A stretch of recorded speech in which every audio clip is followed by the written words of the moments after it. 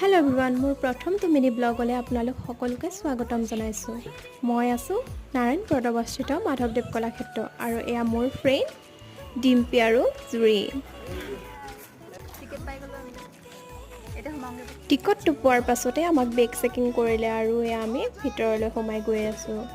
দেখিছেনে ফুলবোৰ কিমান ধুনীয়াকৈ সজাই থোৱা আছে। তাৰপিছত আকৌ ডিম্পী আৰু জুৰিয়ে পূৰা ফটো মৰাত ব্যস্ত। সিহঁতকে দেখি ময়ো ক'লোঁ যে মোকো ফটো দুখনমান মাৰি দিয়া আকৌ। সিহঁতে আকৌ মোক ফটো মৰাতকৈ ভিডিঅ' এটাহে কৰি দিলে। পিছে অলপমান জেগা বিচাৰি বগৰী আৰু এয়া চানা লৈ আহিছিলে।